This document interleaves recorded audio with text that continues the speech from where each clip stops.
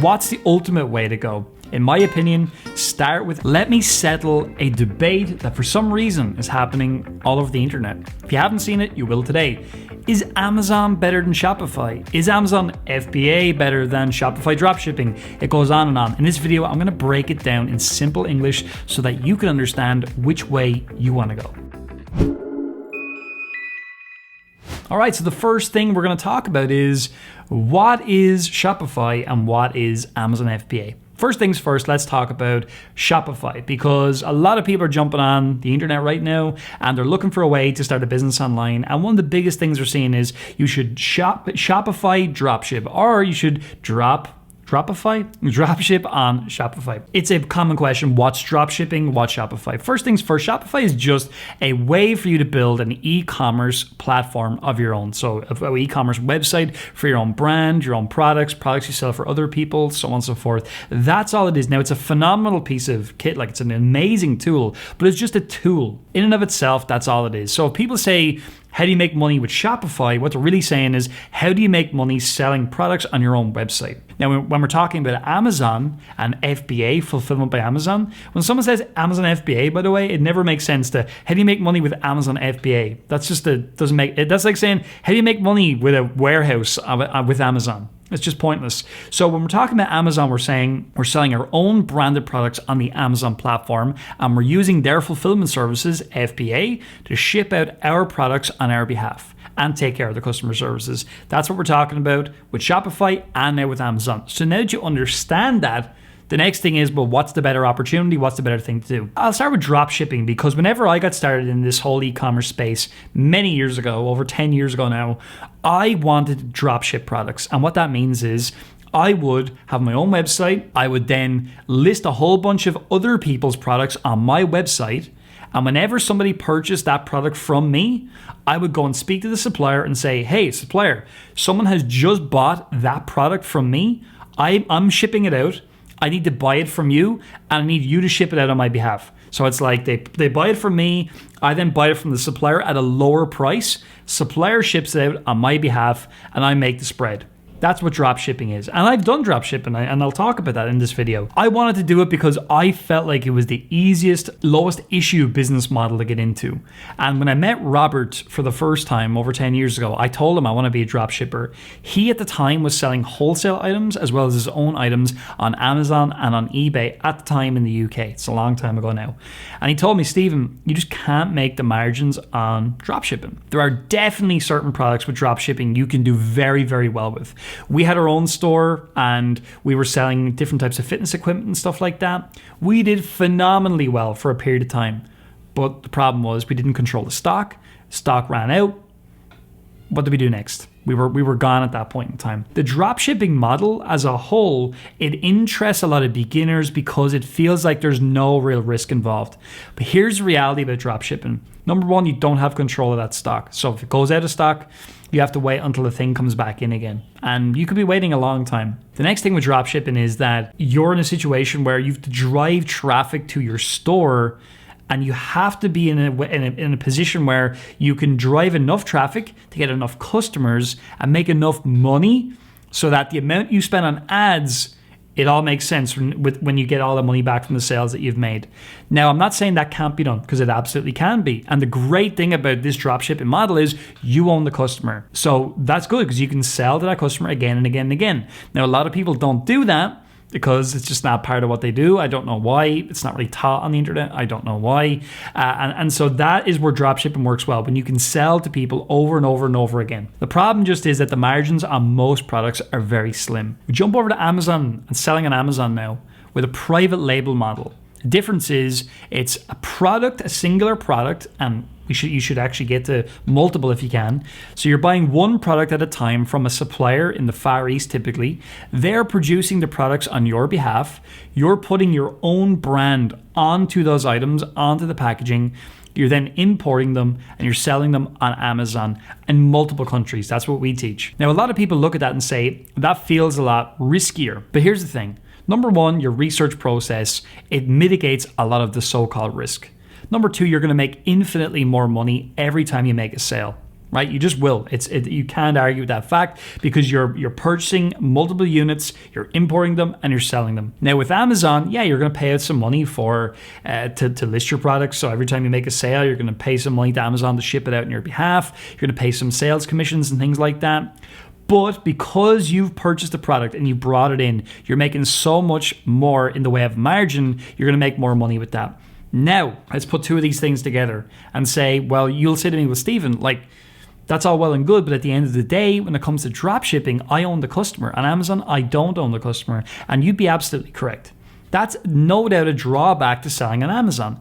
But you have millions of customers on this platform ready to buy products. What your job is to understand the research process, to bring in the right items to sell to the right people on Amazon, and you can build a phenomenal business doing that. With drop shipping, what we're doing is we're really saying what's a niche of people or a group of people I can advertise to. I can get these items in front of them, they'll buy them from me, and I'll look to sell to them again and again and again and again. My margins are smaller, therefore I've got to keep selling in order to make real money down the line. So they're the two differences with the business models, kind of like the pros and cons of a private label business on Amazon versus a Shopify dropshipping business. Now, you can also do a private label business on Shopify. What that would mean is you would bring in your own products with your own brand, build your own website, and drive customers to that website. We had an amazing video with Tatiana James talking about her process behind that recently, and it was really, really good. And I think that's like, if you're going to do Shopify, in my opinion, the real way to do Shopify at a really profitable level is by doing your own products and your own brand. Is it more difficult? Absolutely. 100% it's more difficult because you have to build your own site, get customers there, put your own investment down on your own items. But that's where you're going to make the most money. That's a real business. You're going to make your most money down the line. Not to say you can't make money with dropshipping, but I've covered pretty well the kind of drawbacks with that business model. The lack of control and stuff like that is huge. Am I saying then that Shopify private label is better than Amazon? Well, no, not at all, because you have to find a way to get customers over here. With Amazon, the customers are already there. What's the ultimate way to go? In my opinion, start with Amazon FBA. That's where I started because it was simpler. It was easier to get set up. I just had to master the research process. Amazon took care of a lot of big things for me. For example, first thing, there's millions of customers there to sell to. That's awesome. That's the most valuable, important thing. Second thing, they would take care of the SEO related to the product. So, if I was in a category, if I was selling, say, plastic shoe boxes, I've talked about it before. Amazon are going to buy ads on Google. They're also going to rank well on Google for that keyword. What my job is to make sure that the product that I'm selling, I can get it ranked within Amazon so that when people click there, they see my product. Obviously, there's PPC within Amazon as well. It's going to help me get more people. So there are just some of the things with Amazon that I particularly like. Also, Amazon do retargeting advertising, a lot of social advertising. They do a lot for you. Now, you do pay for that. Whereas on this Shopify, I've got my own website now. I've got to figure all of that out.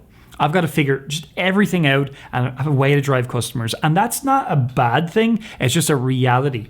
So if you're watching this video today, you've never had a business before, and you're looking for a way to get something set up that's simple, that you make money doing, and in time you can gravitate to building your own website and growing your own brand, then I would start with Amazon. Get myself up and running, learn how the business works, learn how importing works, learn how to find products, and then I would do well there, make money, and then the items that are interesting with over here, I would bring over here. I'd get my brand onto my own platform and start growing that at the same time. And that's the thing. A lot of people are like, "Oh, is it an either or?" No, it's a both and. The best thing you can do is start on Amazon, get proof of concept, bring your best items over here, build a real brand. Do it at the exact same time, sell globally over here on Amazon, get your Shopify store in place, do well in the country that you're starting in, maybe in time expand it globally. That's another tricky thing with Shopify. With Amazon, very simple, send some inventory to a couple of different places, you can sell globally now. They're the main big things that I would say to think about when you're trying to consider what to do. If your only concern is mitigating risk, reducing risk, trying to start a business with the least amount of money possible, I'll just be frank, no business is going to give you that. If you're starting with dropshipping, the money is going to be in advertising. If you're starting on private label, the money is going to be in stock. If you're starting with Shopify private label, the money is going to be in stock and it's going to be in advertising as well. So you can't escape the fact that there's an investment involved in any business model. That is a reality that you must know, but you should be okay with that. It's cool to put money down. You're investing. You're building something that's real, something that's going to grow into a real business for you. And that's a really cool thing.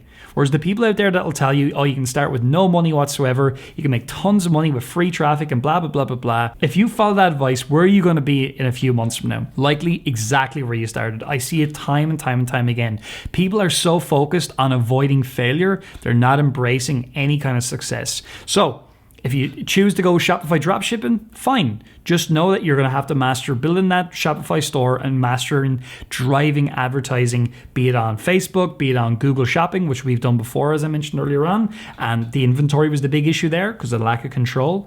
If it's Amazon FBA, which again, it's just Amazon, just know you're going to put money down in stock. But the research process is critical over here. And that's what we teach better than anybody else, in my humble opinion. And then you're going to get those products out globally. Shopify private label, it's going to be all of the above actually. And I'm not to scare anybody, like that's amazing. If you just want to build a brand, that's all you want to do, then that's the right thing for you. So whatever it is for you, great. Let me know in the comments, which business model are you most interested in? And let me know why. I'd love to hear. I can respond to you in the comments. I can let you know what I think. As always, give this video a like if you're enjoying it so far. And if you've not subscribed to the channel, make sure you do right now. I'll wait for you. Brilliant. And if you're not already part of the Marketplace Superheroes movement, where we teach you how to build an Amazon business the right way, how to do it globally, how to sell products that nobody else is really looking at because of our strategy, get down to the description or into the first pinned comment and check out our free training. We're here to help. Again, just to really round today up, I'm not saying one is better than another. All of these business models have their pros and cons. I'm just saying Amazon FBA, selling on Amazon, was the simplest thing for me to start with, and I believe it's going to be the simplest thing for most people to start with as well. So, hope you enjoyed the video, and I'll see you in the next one.